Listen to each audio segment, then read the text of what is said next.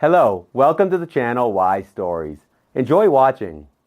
Elena, maybe we can take a break after the work week, go to a cafe, do some shopping, asked the cheerful, full-figured woman to her colleague, who was leaving the entrance of the furniture factory. I would love to, but I can't, Elena replied. Always burdened with your own troubles. You've got quite the cross to bear, darling. I'm not complaining. Who else but me? Well, Daniela, here comes my tram. Elena Gasset, the accountant of the furniture factory, ran to the tram stop. Getting on the tram, she couldn't find an empty seat and stood on the back platform of the creaking wagon. The phrase of her caring colleague kept echoing in Elena's mind, burdened with your own troubles. It was about her 75-year-old mother-in-law. Elena became a widow a year ago, and the burden of caring for her husband's mother fell on her. Her mother-in-law, Senora Viktorovna, had a tough character. She had worked in managerial positions all her life and was used to controlling everything and everyone. But a few years ago, her health started to deteriorate. It became difficult for her to walk, and she experienced a minor stroke. Her son's death further weakened Senora Delgado. She could move around the apartment, but going outside to the store without assistance was nearly impossible for her. Moreover, there were occasions at home when she couldn't stand on her feet and would fall on the way to the kitchen. Therefore, Elena always tried not to stay late at work and hurried home. She couldn't say that she did it with enthusiasm. Senora Delgado's tough nature, control freak tendencies, and sharp tongue caused Elena a lot of inconvenience. The elderly woman always knew better where to put things, where Elena needed to go, and what time she should be home. Elena felt trapped in a tower with a dragon, unsure when she would be able to break free. There were days when Elena just didn't want to return to her mother-in-law. She struggled to keep inside her irritation and anger, not to lash out at the frail woman. But Elena understood that there was no one left for Senora Delgado except her, and taking care of her was the best way to honor her late husband's memory. On this day, Elena was not particularly cheerful either. She knew that she would have to give the routine report of the day and listen to orders from Senora Delgado. Upon arriving home, Elena opened the front door, entered the hallway, and heard her mother-in-law talking to someone on the phone. "Yes, you won't believe how everything has worked out," Senora Delgado exclaimed enthusiastically. She could speak in such a tone only with her longtime friend, Senora Fuentes. Elena decided not to enter the room and waited for the conversation to end. "Elisa, now I'll successfully sell the apartment, live my last days with dignity, and free my daughter-in-law from her responsibilities. Yes, I signed the contract today. I have all the documents in my hands." At this point, Elena anxiously sat up and listened even more attentively. What? What do you mean by shady realtors? You don't understand anything. I'm telling you, everything is legal. No need to come visit me. Stay at home. Senora Delgado raised her voice louder and louder. They sometimes argued with her friend, but Elena had never heard her mother-in-law speak in such a tone. Senora Fuentes could also insert strong word. She worked in the legal office of the same company that Senora Delgado headed. Senora Fuentes was currently on a well-deserved rest, but still kept up with legal news, always warning her friend about new shady schemes. Elena heard her mother-in-law hang up the phone and entered the room. "Good evening, Senora Delgado," Elena greeted quietly. "Hello. Come here." The mother-in-law sat in her favorite armchair and handed Elena some papers. "Read this." "What is this?" Elena asked in confusion. "This is our happiness." Elena took the papers in her hands. One of them had the words donation contract written on it. Elena trembled and continued reading. "I, Matilda Delgado Longoria, of sound mind and clear memory, donate the apartment that belongs to me by right of ownership to the organization." Elena couldn't read further. Wide-eyed, she looked at her mother-in-law and asked, "What are you doing? Are you surprised too?" "Sit down, I'll explain everything. Today, a young man and a lady came to see me. They represented some social organization that helps the elderly and provides care for them. In short, they offered me a deal. I sell them the apartment, and they arrange for me to live in a retirement home where I will receive round-the-clock care. You understand, Elena, I'm not getting any younger, and soon you won't be able to take care of me completely. This way, you can peacefully go and live your own life. I don't understand anything. What's so hard to understand? I sold it a bit cheaper than its market value. In return, they will provide me a place in the retirement home, a private room, a personal nurse, and a view of the forest. Isn't it like a fairy tale? But why does it say donation contract here? Because it's faster this way. The purchase transaction, or whatever it's called, takes a long time to process, with a lot of paperwork involved, but here it's just one signature, and that's it. But don't worry, I've taken care of everything. Look, I have a receipt from them, in which they promised to pay me $250,000. Senora Delgado handed another paper to her daughter-in-law. Elena looked at it. It was a handwritten receipt. You know, Elena began hesitantly, I'm not a lawyer, but I think in such cases, receipts like this are not issued. You think you know so much. The mother-in-law raised her voice again, this time at Elena. Did you want to get this apartment for yourself? Well, don't worry, those $250,000 will still be yours anyway.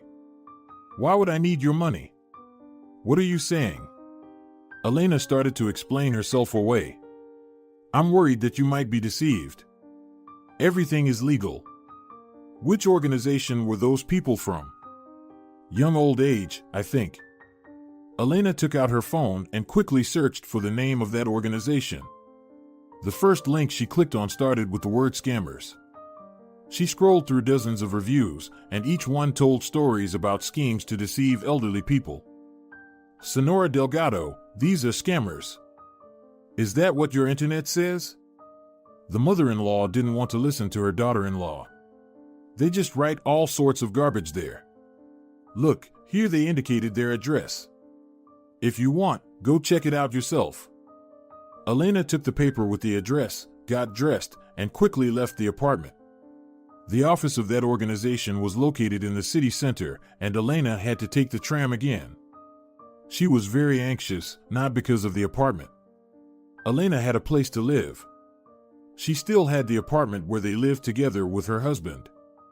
Their children had grown up and moved to Moscow, so the apartment was empty, and if anything happened, Elena could always return to it. She was scared about something else. Senora Delgado might not be able to handle such a situation. Losing the apartment would be a real strike for her, and that was not even the worst-case scenario. Who knew what these people would want to do with Senora Delgado to avoid taking care of her in the retirement home? Elena didn't want to think about that. Yes, the mother-in-law was not the easiest person, and the daughter-in-law had suffered a lot because of her, but she was still a family. Despite everything, Elena treated her well, simply understanding that everyone has a different character. Moreover, when Elena and her husband were just starting their relationship, Senora Delgado had helped them a lot. That empty apartment was purchased with her involvement, so Elena firmly decided to get to the bottom of the situation. After reaching the designated address, the woman saw a small business center. Entering it, she asked the security for the office number and went up to the third floor. It was a shabby building of some factory hastily converted into office spaces. Reaching the right door, Elena knocked and entered. The working day is already over, said the woman sitting at the desk in the office, with a nasty voice. She was already gathering various papers into her bag and clearly preparing to leave. The sign on the door says you work until 7 p.m. It's 6:55 now, Elena sternly replied. Fine. What do you want? Your company deceived an elderly woman today, my mother-in-law. Senorita, we don't deceive anyone. Everything is legal. No, don't try to fool me. Your employees presented themselves as a social organization. That's exactly what we are, a social organization, the woman interrupted Elena for the second time. A social organization that deceives elderly people? I read reviews about you. I demand that you immediately terminate all the contracts. Calm down, young lady, calm down. We conclude all contracts in accordance with the requirements of the law, so nobody here will terminate anything for you. Then I will file a police report against you. Go ahead, write it. You're not the first, so to speak. First, people don't take care of their elderly relatives, and then they come here to complain. You don't even try to hide it. What are we not hiding? That people like you want to quickly get rid of their elderly relatives? How dare you? Elena couldn't believe her ears. The woman was openly explaining their scheme without any shame. What? How dare I? We're doing you a favor. What do you think? We don't have any retirement homes, and we just decided to take away your naive relative's apartment. No, we actually send the elderly to places where they will be taken care of, even better than you. It's just that they have to pay for it with a whole apartment. Well, what did you expect? It's business, it's the times we live in. See you in court, Elena said harshly and walked out of the office. She couldn't believe what was happening to her. Scammers were sitting in the city center and not even hiding their dark intentions. What good would it do her if they actually sent Senora Delgado to a retirement home? She wouldn't live there for long anyway, knowing that she had been deceived. No, she had to find a way to expose these people no matter what, and Elena headed to the police station. She had never filed any reports or been involved in legal proceedings before, but now she was prepared for anything, so strong was her anger towards these individuals. The police station was located not far from the office center. Elena reached it on foot in just 10 minutes. Stepping inside, she saw a sign that read Duty Part. Elena approached the box beneath the sign. Hello. I would like to file a report, she said. Take the form and write, the officer at the duty part replied mechanically, handing her the form. He was sitting on the phone and didn't even look at who was standing in front of him. Elena spent a long time writing the report, carefully choosing her words. She wanted the police to investigate everything as quickly as possible. After filling in all the fields on the form, Elena handed the report to the officer on duty. He finally looked away from the screen and began reading the report. Okay, full name, address, phone number. All right, the officer's eyes quickly scanned the lines on the form. Oh, young old age? Yes, do you already know something about this organization? We know. We already have 3 reports about them lying around for a month. And how are they being investigated? Well, they're not really going anywhere. We've already checked this company. Everything seems clean. So you're trying to do something in vain. It's a dead-end case.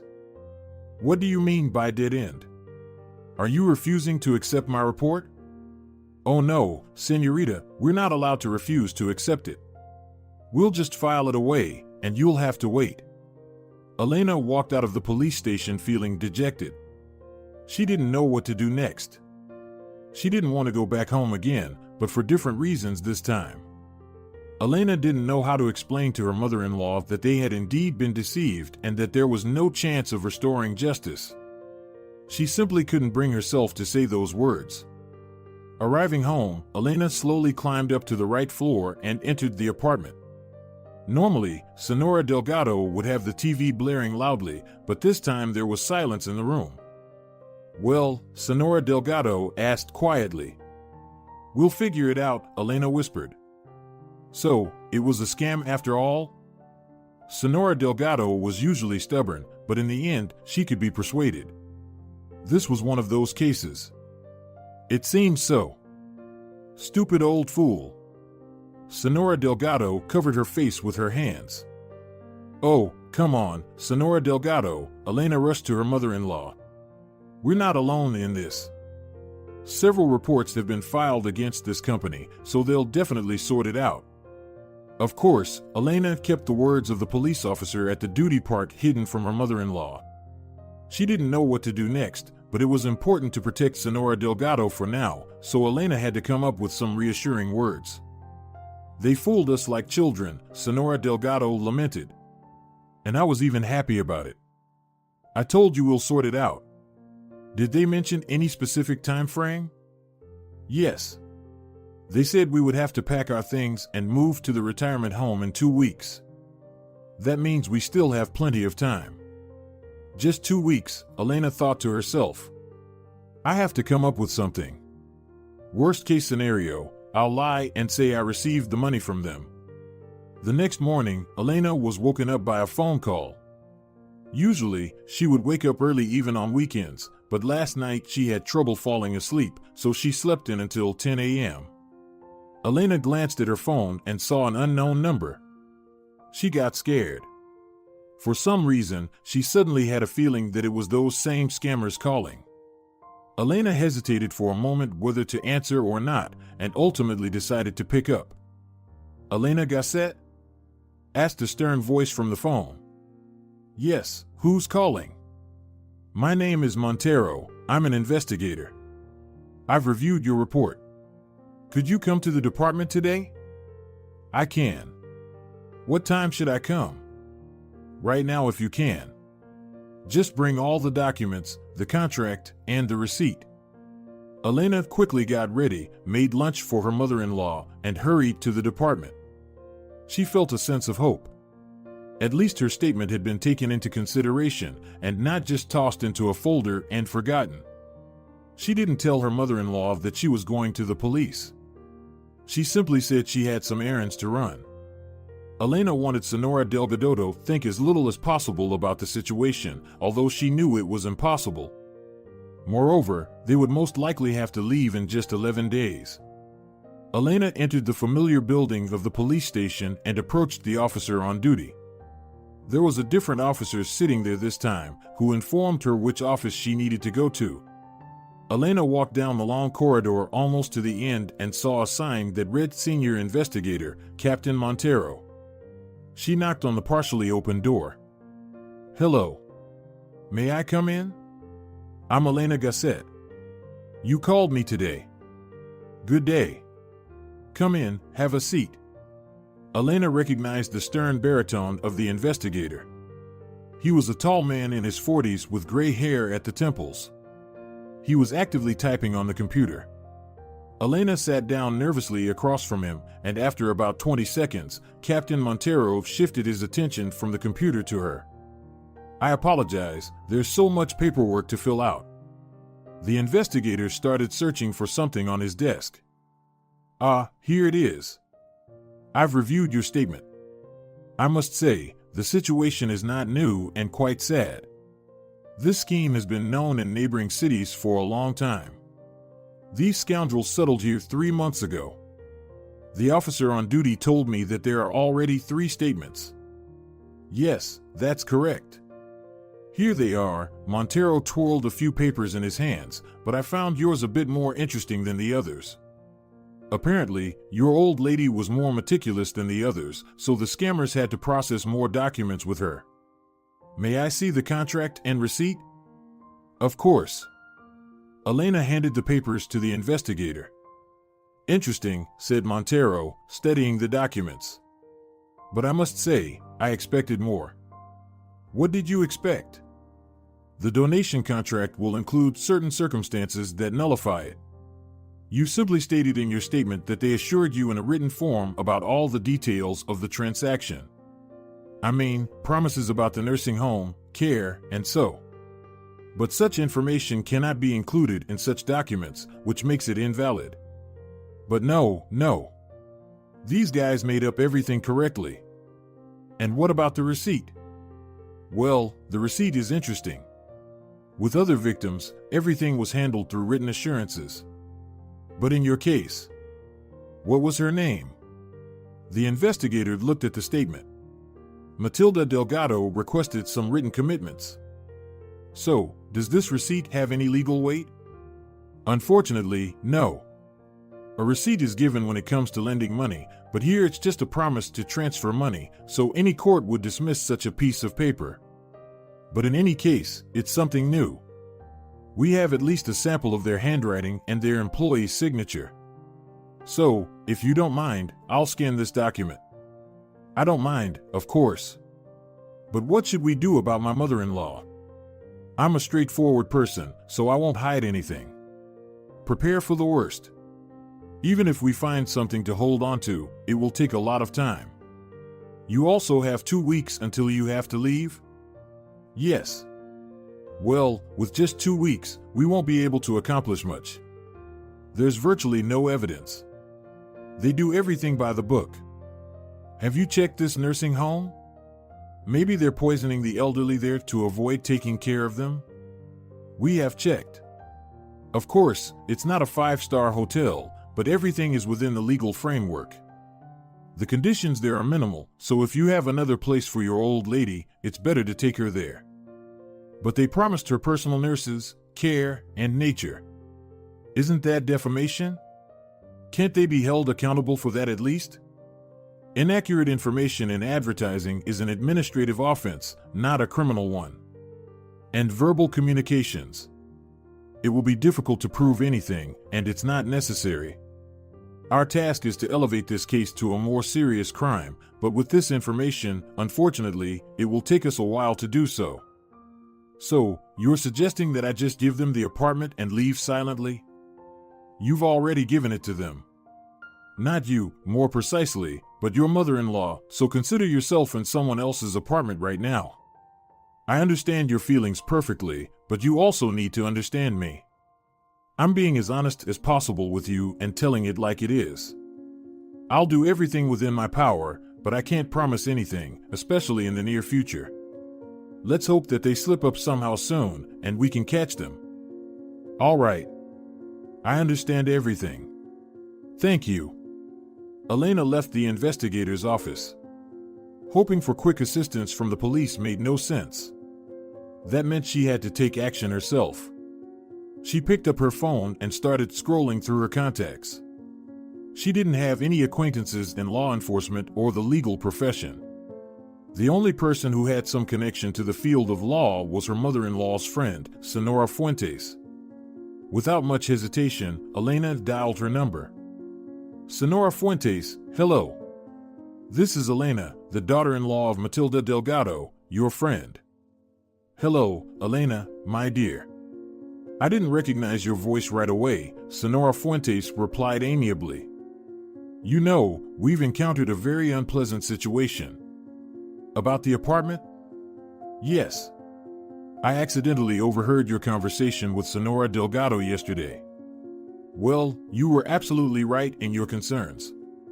What a foolish situation. This is an extremely common method of fraud. I've told Matilda about such cases many times. Why didn't she listen to me? Why? I don't understand what got into her either. Perhaps they somehow influenced her. They have special techniques. Something like hypnosis. They distract attention, gain trust, and that's it. They take advantage of our old lady's vulnerability. It seems so.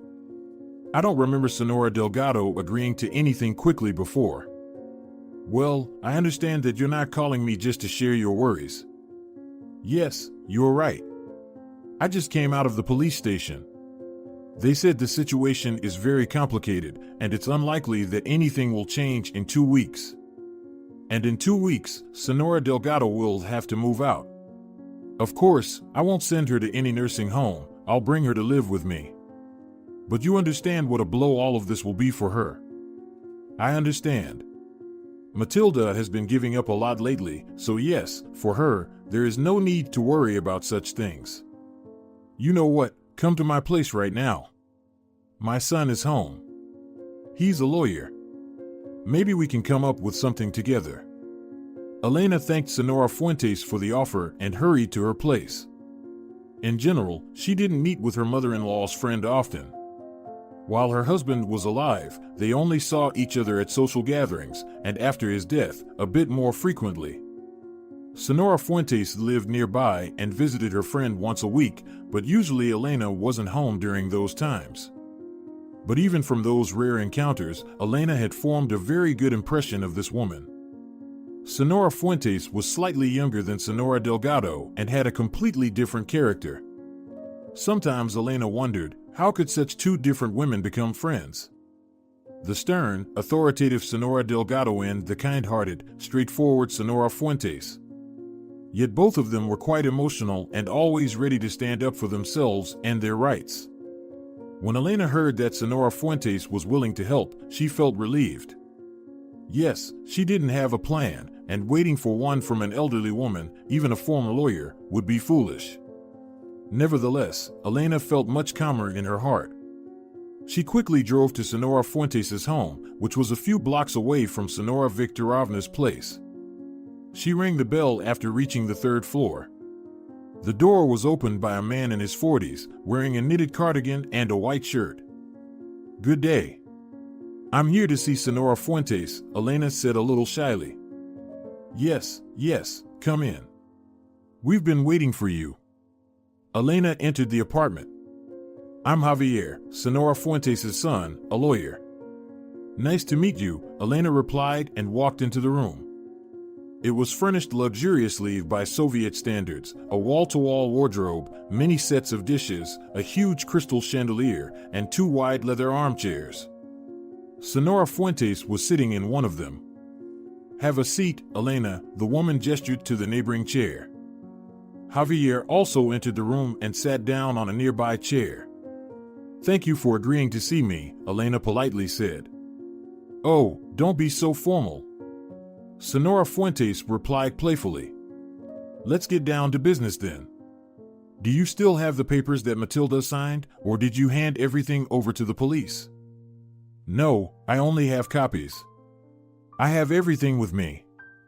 Elena took out a folder from her bag and handed it to Senora Fuentes, who, without even looking at its contents, passed it to Javier.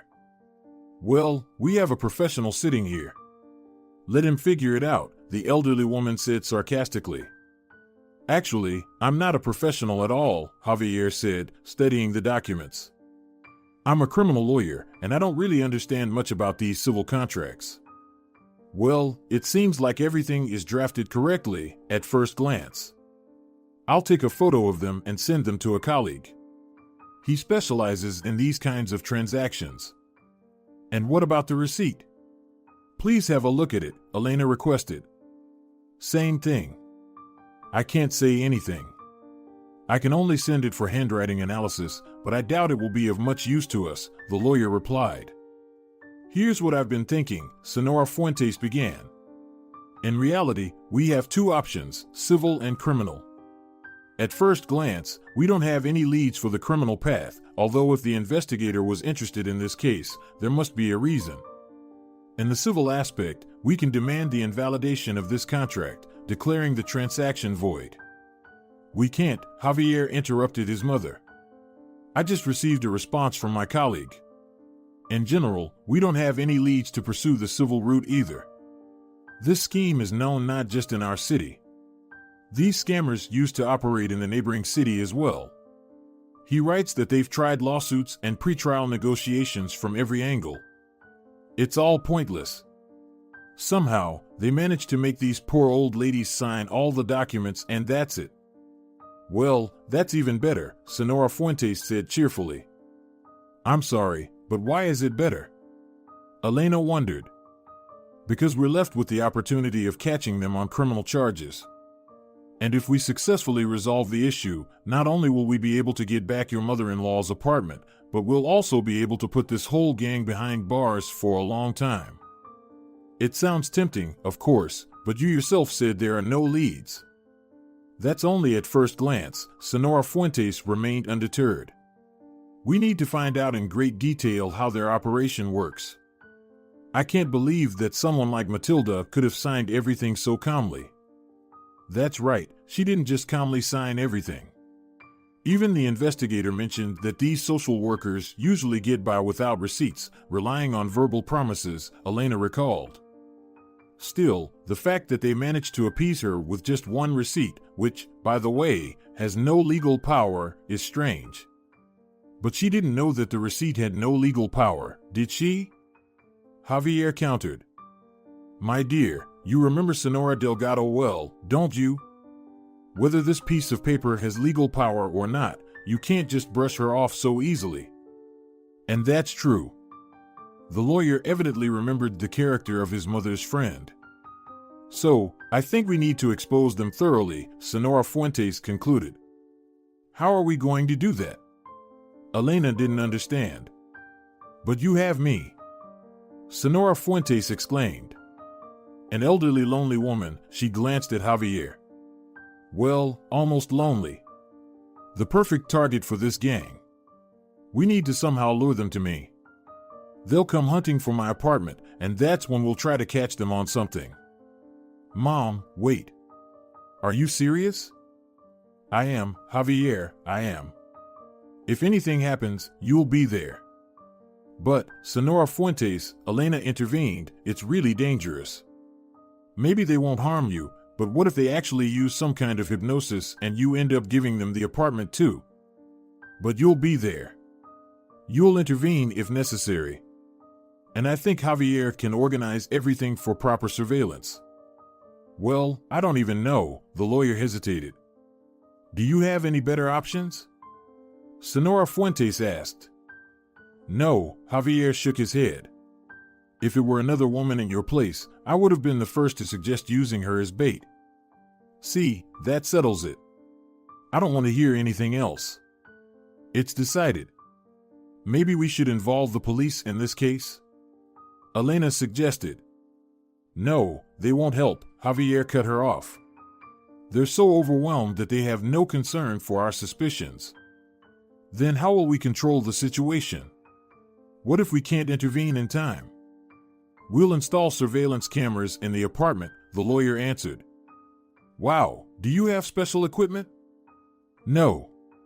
Hidden cameras are only used in TV shows. We'll keep it simpler.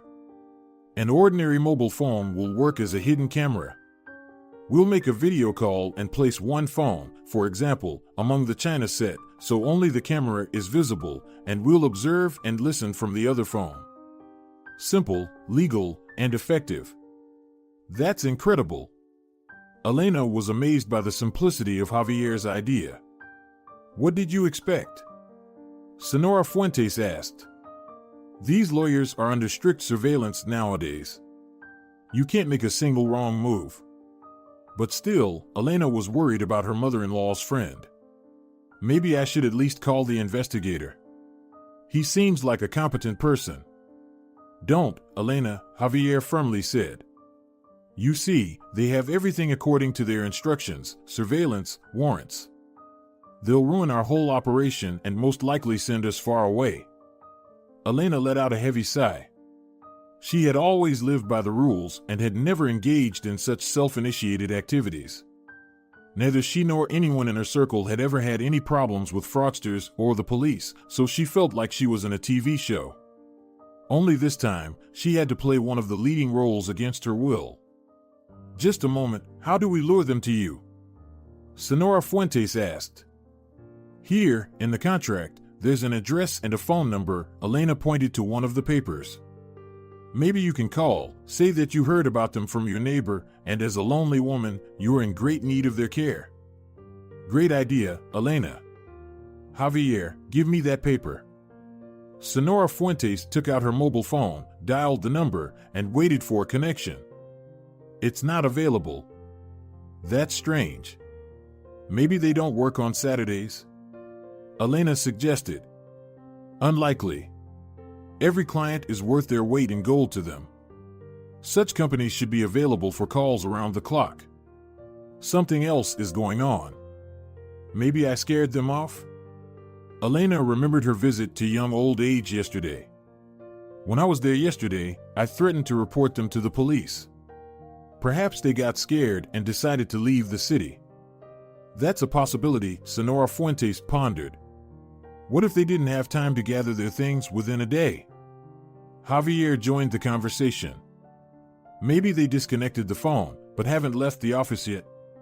They wouldn't want to lose a client who would come to them willingly. What do you mean? Elena asked. I mean, we should go to them right away. Senora Fuentes didn't give her son a chance to reply. The three of them quickly gathered and got into Javier's car. Within 15 minutes, they arrived at their destination. There she is, look. Elena pointed to a woman with a bag coming out of the office building. I spoke to her yesterday. Well, then, watch closely. I'll give you a master class, Senora Fuentes said as she prepared to get out of the car. Mom, wait. Javier stopped his mother and reached into the glove compartment. He took out a phone and called it from his own phone. Put it in your pocket, just in case. We'll be listening to you. Senora Fuentes took the phone and got out of the car. Looking around, she headed towards the woman who had walked in the opposite direction from the office building. Yes, Senora Fuentes was energetic beyond her years. At 69, she could outshine the youth not only physically but also psychologically. Not many people would agree to embark on such an adventure, and it was unclear what motivated her more, the desire to help her friend in trouble or the curiosity to participate in a risky endeavor. Senora Fuentes caught up with the woman briskly, took a moment to catch her breath, and called out to her. "Excuse me, please." "What's the matter?" The woman turned around. "I feel so embarrassed to ask, but," Senora Fuentes spoke in a plaintive voice, "I think I'm lost. I left home wanting to go to the management company. I guess I'm just getting old. Do you have your phone with you?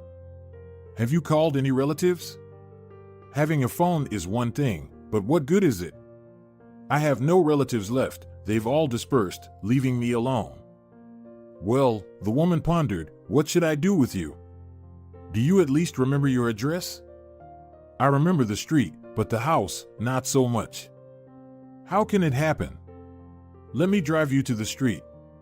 Maybe you'll recognize the area when we get there." "Oh, my dear, you're my savior." "Thank you." "Just hold your thanks. I haven't done anything yet." "Which street is it?" "San Nicolas." "We'll get there quickly." The woman took Senora Fuentes by the arm. "Let's go. My car is parked not far from here." Elena and Javier observed everything from their car. "What should we do?" Elena worried. "Let's follow them carefully." Javier shifted gears and drove off cautiously. The woman led Senora Fuentes to the car, got behind the wheel, and headed towards San Nicolas Street, where both Elena's mother-in-law and her friend lived. "Do you think she took the bait?" Elena asked. "It seems so." Javier followed the scammer's car while maintaining a distance. "This lady doesn't seem very compassionate. She wouldn't help just like that." She smelled an opportunity. 10 minutes passed, and the phone remained silent. Elena and Javier started to worry a little. Perhaps the connection was lost? But as they turned onto San Nicolas Street, the woman asked Senora Fuentes, "Well, do you recognize the neighborhood?" "I do, my dear, I do." "Let me go on by myself." "No, let me drive you right to the entrance." Senora Fuentes began giving directions to the woman on how to reach her home. Within a couple of minutes, the car arrived at its destination. Elena and Javier parked in the neighboring yard. "Now I won't let you go so easily," Senora Fuentes said with concern. "Come in, I'll make you some coffee." "I would love to," the woman said, clearly understanding that she had found her last victim in this city. They slowly made their way up to the apartment. Senora Fuentes pretended to be a frail old woman, so she tried to move as slowly as possible. In the apartment, she seated the woman in a chair, transferred the phone from her jacket to her pants pocket so that Elena and Javier could hear everything, and went to the kitchen to brew some coffee. "So, you were saying? No one from your relatives takes care of you?" the woman asked. "They've all dispersed. They have nothing to do with me," Senora Fuentes fabricated a story on the spot. "I never asked for anything, always did everything myself, shopping, going to the clinic, collecting money. But in the past few months, I've been feeling really bad. My legs sometimes give out, and now my head too." "What's your name, dear?" "Irene. I think you're very lucky to have met me today." "Yes, you've helped me a lot. I don't know how to thank you. And not just for that. Soon you'll want to thank me even more." Senora Fuentes feigned confusion on her face. The scammer, Irene, continued. You see, I work for a social organization. We provide assistance to lonely elderly people, ensuring them a dignified old age. You're such a good girl. How do you do it? It's simple. We offer you a place in a wonderful nursing home by the river with a view of the forest, nice renovations, caring staff, and most importantly, you won't have to make any monthly payments. You'll have a personal nurse, constant support, and medical examinations. Basically, everything you want. You describe it so beautifully. But I have no savings. Everything goes towards medication. You won't need to pay anything, I'm telling you. But you must have some benefit from this. I'll be honest, there will be benefits, of course. Firstly, such organizations receive support from the government. There are certain benefits for charitable activities. And secondly, tell me, what do you plan to do with your apartment? I don't have any plans. I'll wait for my death, and it will pass on to someone among my children and grandchildren. Someone among those very children who left you here alone, who don't visit you and don't help you in any way. Well, they're still my children. It's customary, the old die and leave their property to their children, no matter what they're like. You're such a kind-hearted person, Grandma. But I have a better idea. Our organization will help you sell this apartment at a good price, and you can do whatever you want with the proceeds. You can give some to your children, save some, go on a trip, or spend it on treatment abroad. If anything, we'll help you organize it all. Our residents receive medical treatment in Israel, Germany, and all over the world. Oh, that would be simply wonderful. Of course, at my age, I'm not up for traveling, but at least I can help my children. They say there's a crisis on TV right now. I've even considered selling this apartment myself. Why does an elderly woman need so many rooms? But I got scared of dealing with those. What are they called? Realtors, right. And here, if you handle everything yourselves. Of course, we'll handle everything. And I'll be honest with you, this is where our second benefit comes in.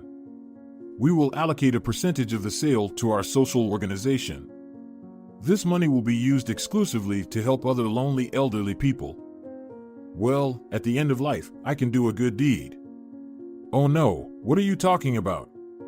It's not the end. Consider that everything is just beginning for you. You managed to make me happy, my dear. So what do I need to do for this? Do I need to sign some documents, come to you? You don't have to go anywhere. Our representative will come to you today, explain everything in detail, prepare the necessary paperwork, and show you what needs to be signed. All you need to do is prepare your passport. We will take care of the rest. I'm so happy for you. You're extremely lucky today. When will they come? Right away? No. Will you be home from 5 to 6? Where should I go? I'll definitely be home. All right. At that time, a young man from our organization will come to you. The woman said goodbye to Senora Fuentes and left. Javier and Elena waited for her to leave the entrance, then got out of the car.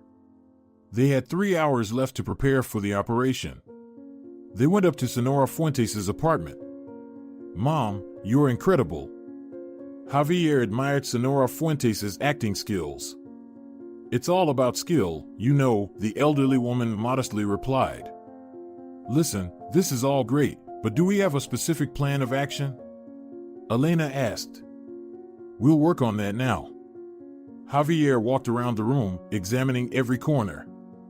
I think we'll install the camera here. He pointed to the central compartment of the long cabinet on which a crystal set was displayed.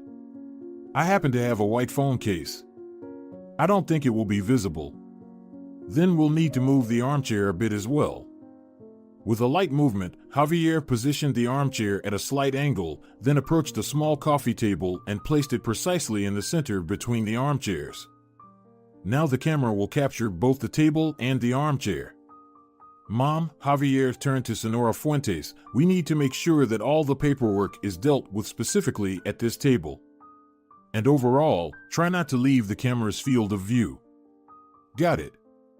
Tell me, will you be using real documents? What if they manage to process something? Elena expressed her concern. Do I have a choice? I haven't made any other passports for myself, and preparing fake copies is risky, you know. I think in our line of work, credibility is crucial. They shouldn't even have the slightest suspicion that something is wrong. And don't worry about me. I will definitely read the document before signing it. All right. Let's suppose everything goes as planned. Elena decided to construct a possible scenario. He will come in, start telling you about their services. You will pretend to be very interested, impressed. Then he will take out the contract and ask you to sign. What happens next? Not so fast, Elena. After that, I will start tormenting him with various questions. Are they scammers? At what price they will sell the apartment? Will they show any other documents? Javier joined the conversation and came up with a question for his mother.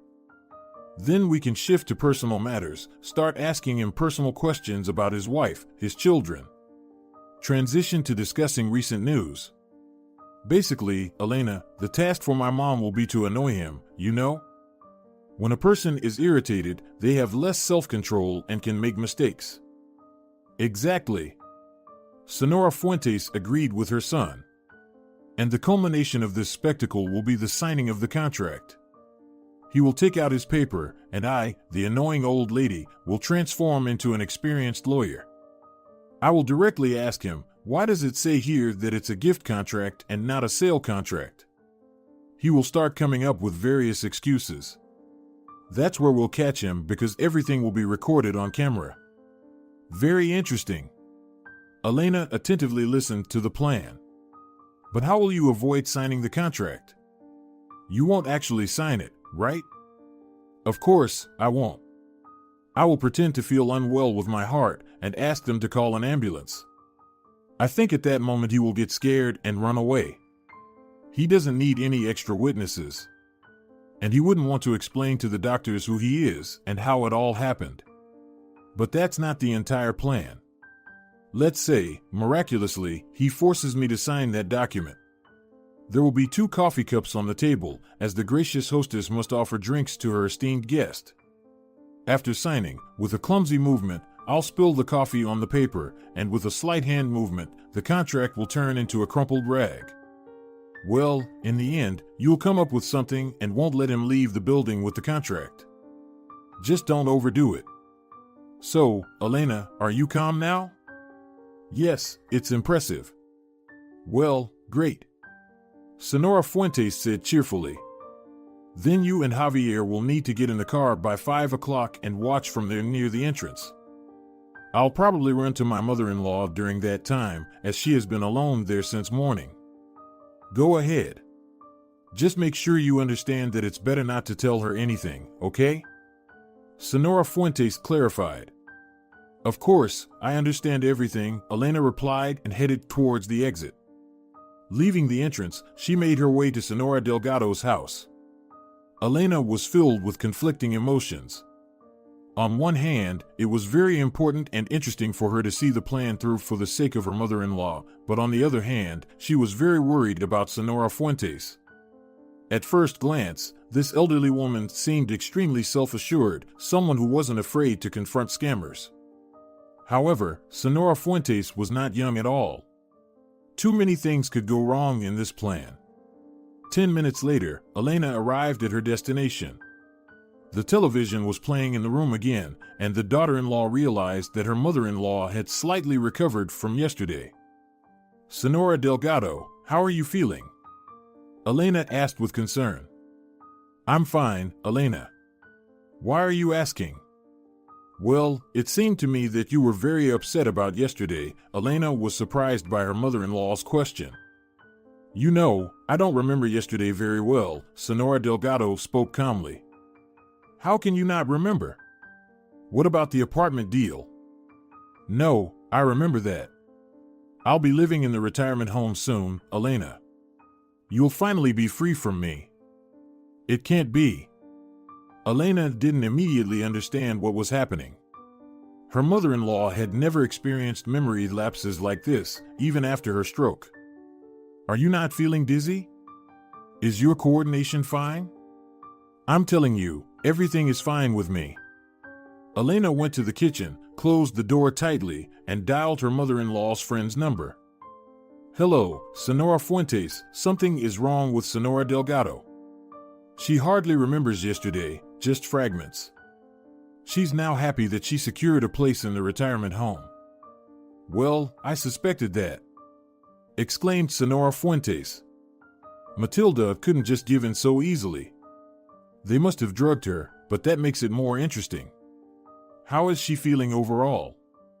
Seems like everything else is fine. Well, that means she won't die.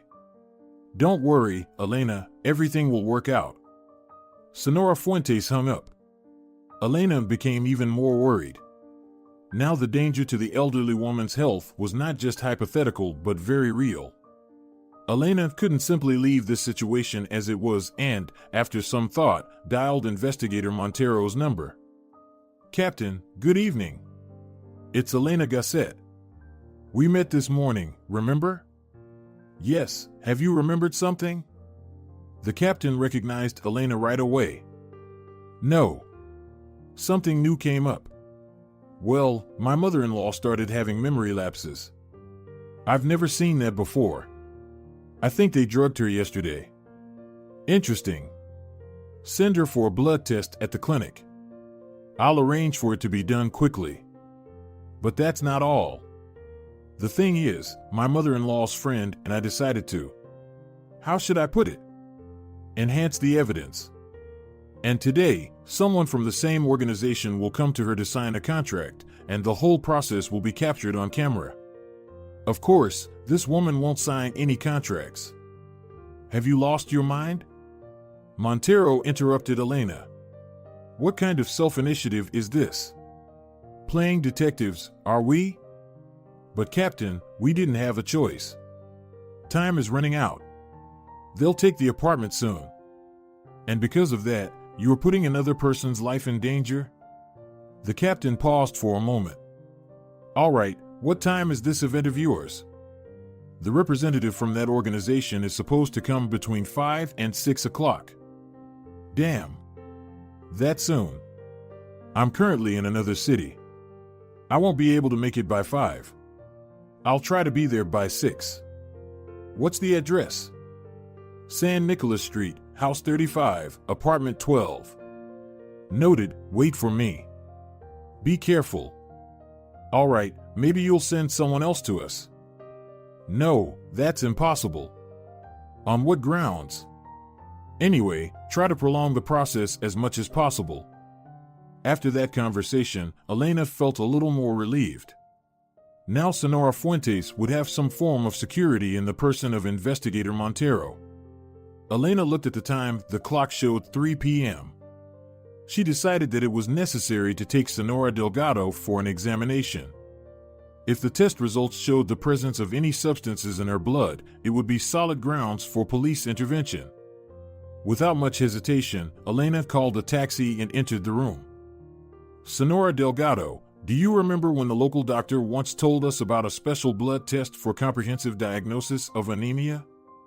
Elena decided to latch onto the recent words of the visiting medic to her mother-in-law. Of course, I remember. It's still quite expensive. I hope you're not suggesting I should do it. Yes, that's exactly what I'm suggesting, but you don't have to pay a huge sum for it. There's a current promotion, it's free for elderly people. Until when is the promotion? Until today. And why didn't you say anything all this time? Get ready, we'll go. Elena knew that Senora Delgado wouldn't miss the opportunity to get the test done for free, even though she didn't really need it. 5 minutes later, the taxi arrived, and Elena and her mother-in-law headed to the polyclinic. There were almost no traffic jams on the weekend, and within 15 minutes, the car arrived at the destination. Elena escorted Senora Delgado to the polyclinic, seated her on a chair in the corridor, and approached the registration window herself. Speaking quietly so that her mother-in-law wouldn't hear anything, she asked, "Hello. Where should I go for a blood test?" "Which one?" the woman asked sternly. "How do I put it?" Elena couldn't come up with the right wording.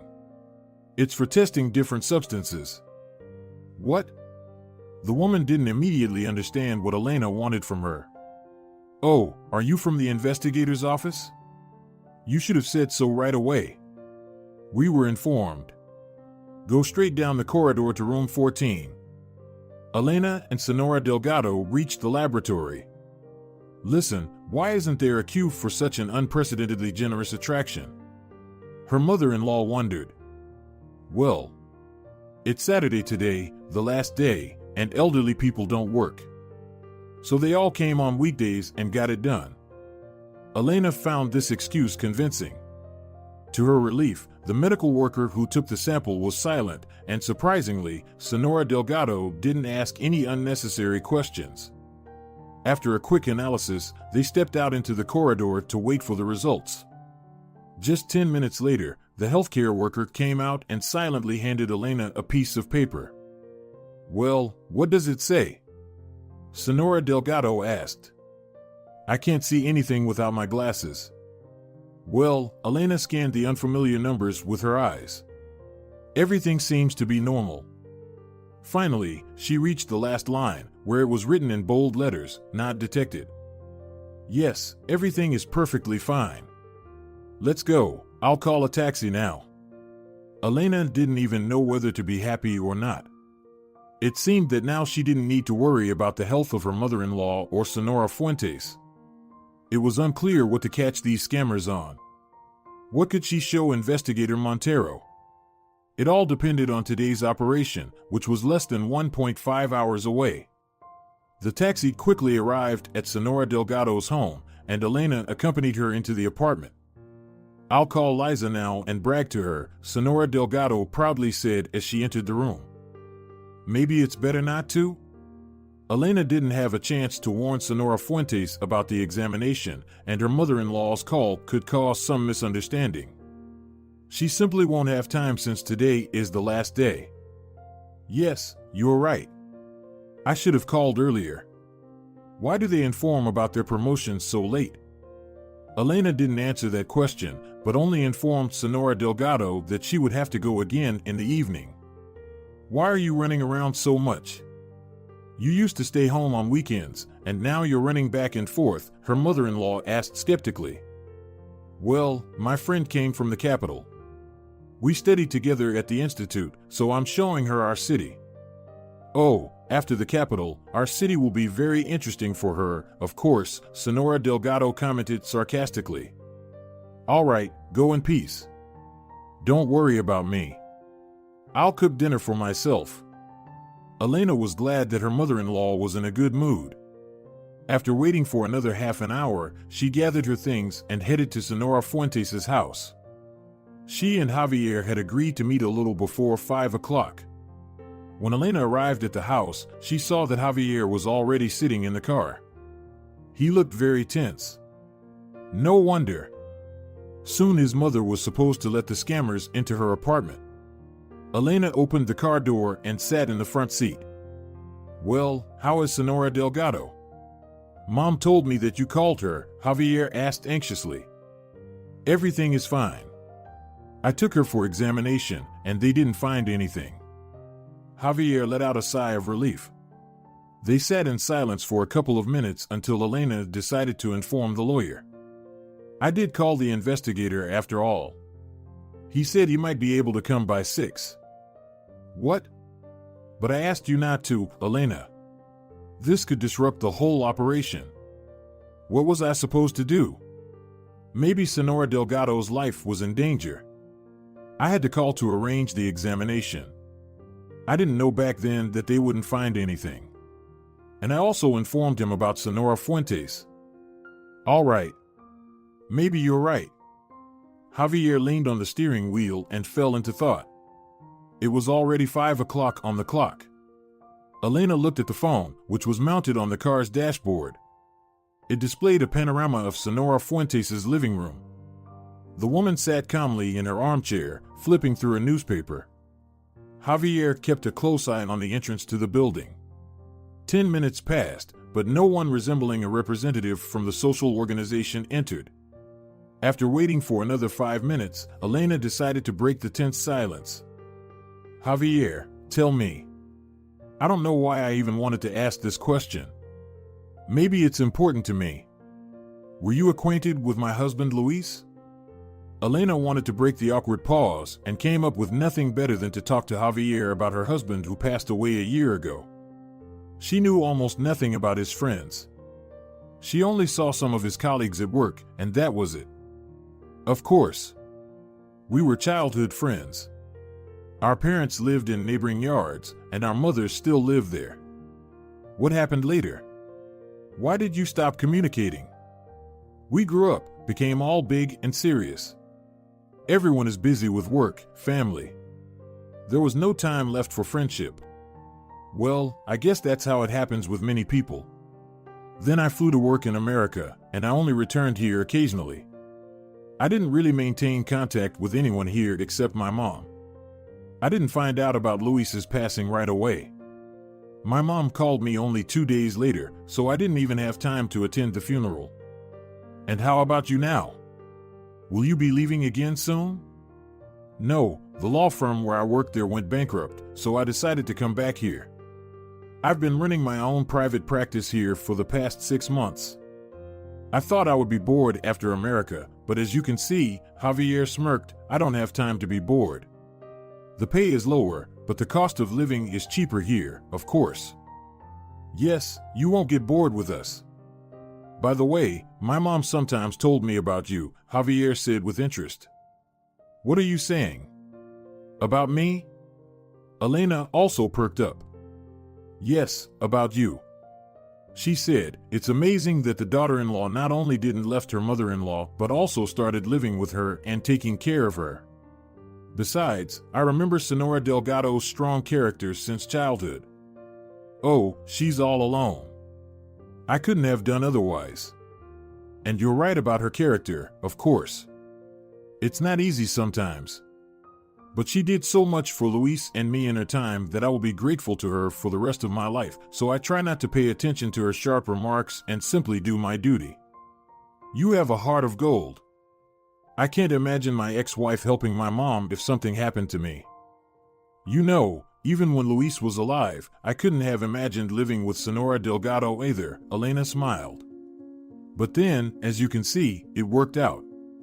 So you're wrong to speak ill of your wife. Former. No, everything was clear from the very beginning, Javier smiled too. He wanted to continue, but apparently thought that discussing his ex-wife with Elena would be tactless. You can't determine in advance how a person will behave in a difficult situation. If someone had told each of us 3 days ago what we would be doing now, no one would have believed it. But look at how life has turned out. I would have never believed that I would be trying to catch criminals. And neither would I. We, lawyers, usually see things from a slightly different perspective. Our job is not to catch criminals, but to defend those accused of crimes. The only person I would never doubt is Senora Fuentes. She will come to help anyone, anytime. Yes, my mom is amazing. She's full of energy. I do worry about her youthful enthusiasm, but that's what keeps her going. I think without adventures, she would lose interest in life. You probably take after her. Being a criminal defense lawyer is also not without its adventures. Maybe to some extent, but I'm a much calmer person in life. I take after my dad more, I guess. My mom didn't immediately accept my choice to become a lawyer. She kept saying how I would defend all sorts of criminals. And what did you tell her? I told her what any professional lawyer would say: we defend justice, not criminals. A person can be unjustly accused of something they didn't do. That's when we come to their aid. But very often, criminals are caught at the scene of the crime. Do you still fight for those cases? For example, would you defend the employees of that company who took away Senora Delgado's apartment? You're asking very difficult questions, Elena. I'm sorry if I said something unnecessary. No, it's fine. I can't answer that question directly. Of course, I won't defend those scoundrels. The thing is, I have a personal interest here because these people deceived my deceased friend's mother, and now they plan to deceive my own mother. And when there's a personal interest involved, it's against our legal ethics to handle such a case. Elena leaned back against the seat and pondered, but not about legal ethics. She was thinking about Javier. She liked his way of answering questions, his calmness and thoughtfulness. She found something in common between Javier and her late husband Luis, and for a few seconds, it even seemed to Elena that she was starting to like him. But these thoughts were interrupted by Javier himself. "Elena, look," he said, pointing toward the entrance. A young man in a suit with a leather shoulder bag was standing near the intercom. "I think that's our guy. Maybe just a neighbor?" Elena looked at the live feed from the apartment. "Either way, we'll find out soon." A few seconds later, Javier and Elena heard the intercom ringing through their phones. Senora Fuentes got up from her chair and went to the hallway. "Hello. I represent a social organization that helps the lonely elder people. Our employee told us everything about you." The microphone of the phone, lying on the service tray, barely reached the corridor, but snippets of conversation could be heard. Senora Fuentes didn't keep the scammer waiting at the door and immediately invited him into the room. "I've been waiting for you here. I've been on edge for 20 minutes. The woman once again appeared as a frail, anxious old lady. "Well, I apologize. I have a lot of things to do. I have to visit everyone, help out," the employee explained his delay in a polite tone. I understand. I suppose you have many people like me to attend to." "Quite a few, but you can't fit everyone into the retirement home, as you can imagine. So you're very lucky. I don't even know why I'm so fortunate." "Oh, right. I didn't even offer you coffee. I wouldn't say no to coffee." Senora Fuentes went to the kitchen. Javier and Elena carefully watched the scammer. The unremarkable young man with glasses and neatly combed hair began to examine the apartment. At one point, he approached the cabinet, probably to assess the crystal set. Elena thought he would notice the phone with the camera on and everything would be ruined. But no. After looking at the crystal for about 10 seconds, the young man shifted his gaze to something else. "And here I am." Senora Fuentes entered the room with a tray holding a coffee pot and 2 cups. "What a caring hostess you are." The man ingratiated himself. "Well, why not take care of such an esteemed guest? What did you say your name was?" "I'm Alberto, the assistant to the manager." "Why so modest? You're already a grown man, and just an assistant." Senora Fuentes began to implement her plan of psychological pressure on the scammer. "Well, why not? I'm still a young person." "That's what you think. Youth, you see," she paused. "Before you know it, it's old age. So you need to work more." "Well, I am working." The scammer's tone became less polite. "Let's get down to business then. I need your passport." "Here, I've prepared everything, just as you asked." Elizaveta pointed to the table where the passport lay. "Have a seat." "All right, let's fill out the forms." The man sat in the armchair, took out some papers, and started flipping through the passport. "Ah, so you're Senora Fuentes." "That's right." "And what are you flipping through there, Alberto? Trying to check my marital status?" "Oh no, why would I need to know your marital status?" Most likely, the man wanted to gather any information about the elderly woman's relatives. "Then why were you flipping through it?" Senora Fuentes didn't let up on Alberto. "I was looking for the registration. I needed the exact address. You could have just asked me. What's there to search for? Do you think I don't know my own address? Let me tell you." Senora Fuentes began to professionally giving a runaround the scammer. The camera poorly captured Alberto's facial expression, but his gestures indicated that he was getting fed up with the situation. Senora Fuentes, I beg you, don't confuse me. This is an important document, by the way. Well, let me have a look. The woman snatched the paper from Alberto's hands. Oh, a donation contract. So, am I giving you this apartment as a gift? Please, don't jump to conclusions. The man took the document back. It's necessary. Don't worry. So that you don't have to wait for the transaction to be completed and can move to the retirement home in 2 weeks. Oh, clever, very clever, but I heard on TV that a sale can now be registered within 9 days. Maybe you should watch less TV. The man was very irritated. Why are you yelling at me? The old lady is elderly, she doesn't understand everything right away. I'm just filling out very important documents, you see? And here you are with your unnecessary comments. So, where are the documents for the apartment? Like, the registry or certificate? Irene told me that only the passport is needed. And how do you think we will process the apartment without documents for it? She probably just forgot to inform you. I don't even know where these documents might be. Elena was interrupted from her observation by a phone call. It was Investigator Montero. She answered the call with trembling fingers. Yes. Are you here already? Excellent. Do you see the red Opel near the entrance? Yes, please get in it. Elena put away her phone and turned to Javier. The investigator will join us shortly. A couple of minutes later, the back door of the car opened and Montero got into the car. What's going on here? He asked angrily. We're monitoring the apartment, Elena pointed to the camera feed. Just wait. I think the interesting part is about to begin. Meanwhile, inside the apartment, the man was passionately explaining what the documents for the apartment looked like. After 5 minutes of explanations, Senora Fuentes gave in. Oh, I remember now. They're in another room. Just wait, Alberto, I'll bring them to you. Senora Fuentes got up and leisurely shuffled into another room. The man watched her, then took out a dark vial from his bag, opened it, and put a few drops into the woman's cup. Javier and Elena didn't immediately realize that they needed to rush to save Senora Fuentes, but the investigator reacted instantly.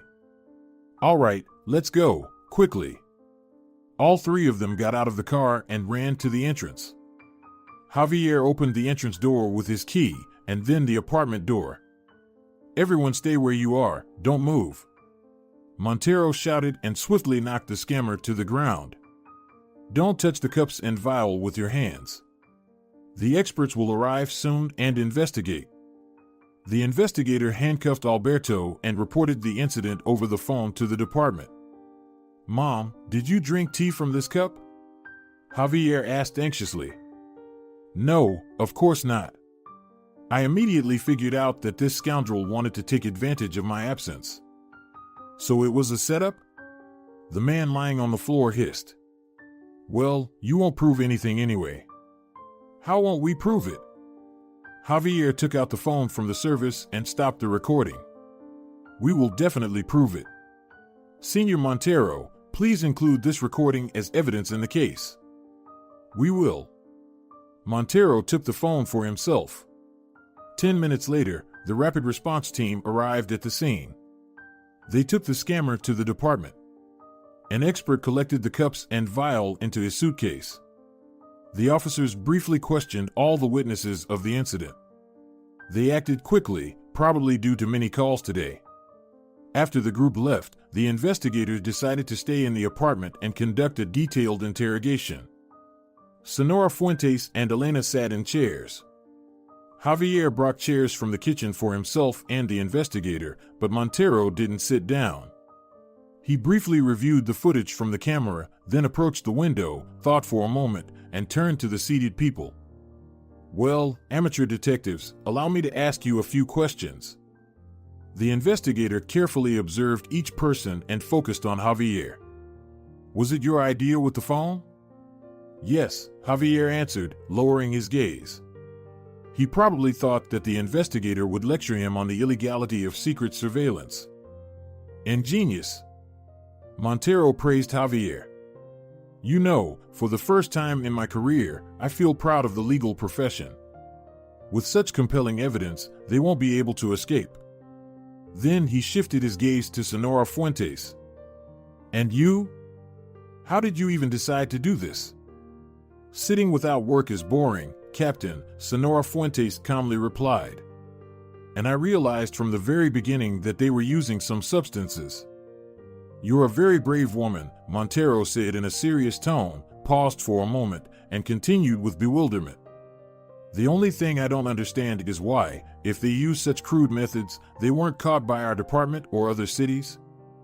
Dealing with apartments is one thing, but poisoning elderly people with unknown stuff is something else entirely. I think I know what it is, Elena said timidly. They didn't use such crude methods before. I don't understand. So why did they suddenly resort to poison in their last two scams? Montero asked. Well, first of all, it's not poison, but some kind of sedative that weakens attention and memory. And secondly, I think they had this vial with them on every deal just in case, as a plan B. It's just that they had come across quiet and naive old ladies before who were truly lonely and unhappy, and were eager for any opportunity to secure a dignified old age and help their relatives. It was enough to talk to them and persuade them to give away the apartment, so the scammers didn't need to add anything to the coffee. It all happened naturally. But then they encountered Senora Delgado. She probably started bombarding them with questions and taunting them right from the doorstep. It's unclear how she even let them into the apartment. I think the scammers used a psychological trick in this case, the investigator interrupted Elena. It's unlikely that they immediately started talking about the apartment. They probably said something about charity, assistance, or a social state program. In other words, they played on her emotions. And when they were already inside the apartment, they got down to business. Well, perhaps, Elena agreed. So, they couldn't handle Senora Delgado's strong personality for a long time. They first came up with that unfortunate receipt. Apparently, it didn't work. That's when the scammers remembered about their plan B and added something from the vial to suppress my mother-in-law's vigilance. Senora Fuentes, with her acting talent, was able to recreate that situation, first pressuring the man with questions, provoking him. She managed to get him agitated, which made him resort to the method that had already been proven on Senora Delgado. Bravo, Elena. The investigator nodded approvingly. Now everything makes sense. I started to suspect something when you told me that the receipt wasn't involved in these deals before. On one hand, I understood that it was the result of Senora Delgado's persistence. But on the other hand, I didn't believe that her persistence could be dismissed with just a piece of paper, Elena pondered. But wait, if everything happened as I just described, then why didn't they find anything in Senora Delgado's blood during the examination today? I think the results of analyzing the content of the vial will answer that question. Well, in my practice, there have been substances that are eliminated from the body within a few hours. Perhaps the scammers used something from that category. The investigator hadn't finished his sentence when a phone call interrupted him. What? How is that possible? Who interrogated him? I see. We'll think about it. Montero's face darkened. He sat down on a chair. This gifted one is refusing to cooperate. He doesn't want to turn anyone in. He claims he acted on his own discretion. He says he hasn't heard of any young old age. How could he not have heard of it? Senora Fuentes exclaimed. Why is he saying that? He could face a much longer sentence. They told him that cooperation with the investigation would lead to a reduced punishment?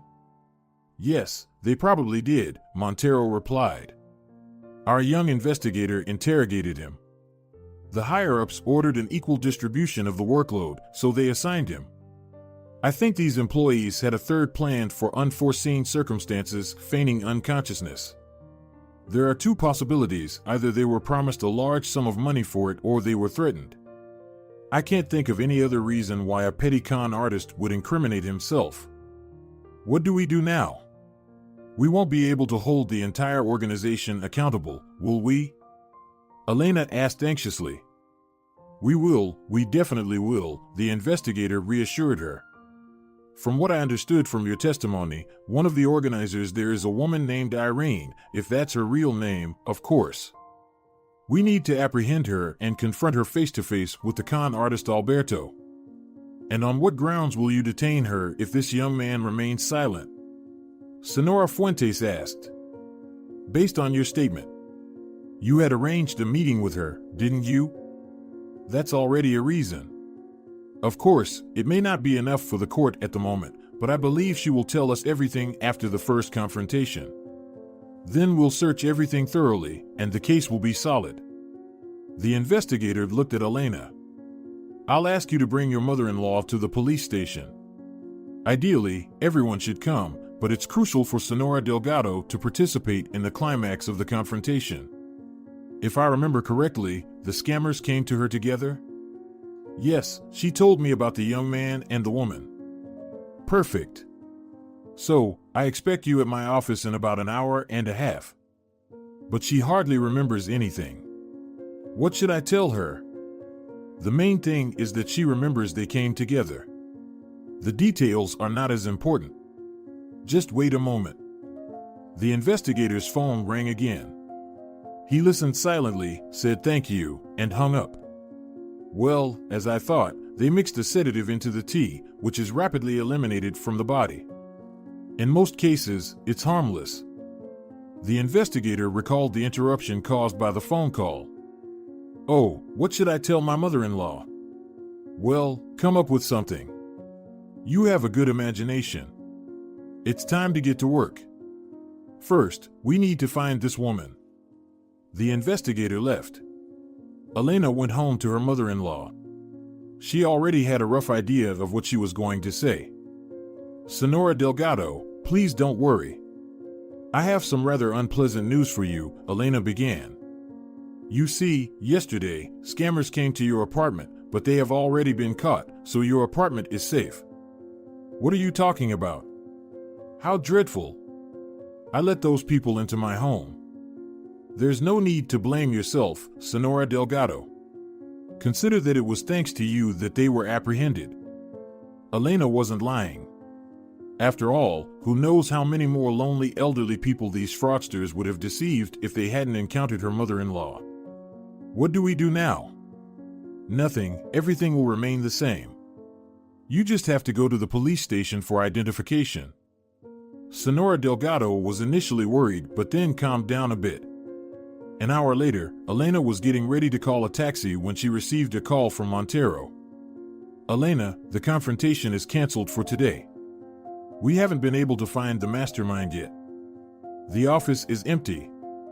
Everything has been cleared out, not a single piece of paper left, so we'll have to wait. Elena informed Senora Delgado that she didn't need to go anywhere today. Elena became worried again. What if the fraudster managed to escape? Will the transaction be annulled? The situation was heating up. First, that employee refused to testify, and now Irina had run away. Elena could only hope for the professionalism of law enforcement. The next day, Elena woke up to a call from the investigator. Everything is fine. We've apprehended her. She was stopped based on the description at the city exit. It's a good thing you recorded her license plate number. And has she been interrogated already? Yes, she also knows nothing, doesn't remember anything, and refuses to testify. So, bring your mother-in-law and come to the station right now. 20 minutes later, Elena and Senora Delgado were sitting near the investigator's office. The face-to-face confrontation had already begun, and snippets of it could be heard in the corridor. So, you claim that you don't know this person?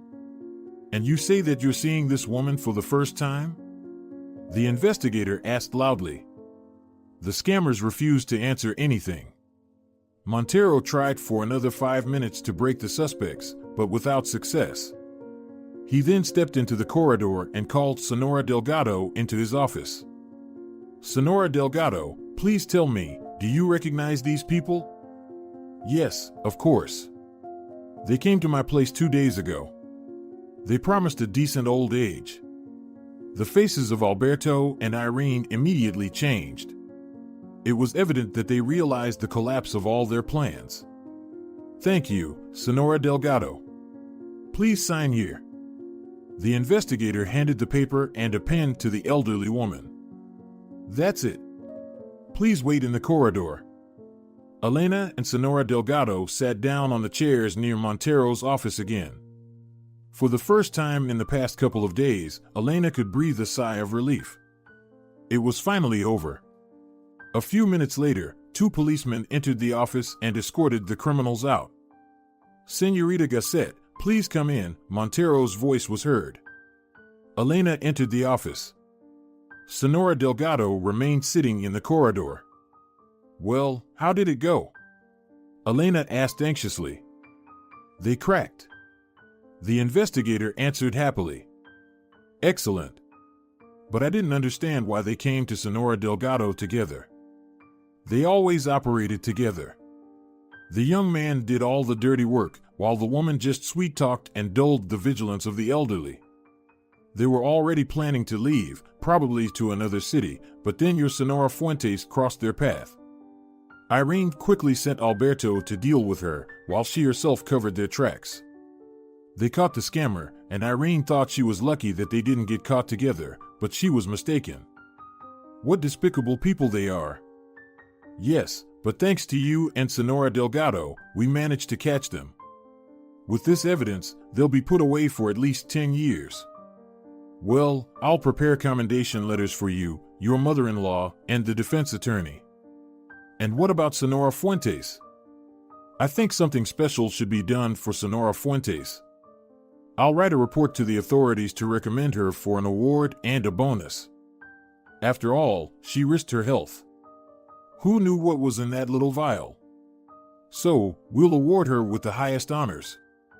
Elena said goodbye to the investigator and walked out into the corridor. Together with Senora Delgado, they returned home. The worst was behind them. As it turned out, these adventures had a positive effect on Elena's relationship with her mother-in-law. Senora Delgado almost stopped putting pressure on her future daughter-in-law and began to interact with her just like a good friend. If you're enjoying it as well, leave a like and subscribe.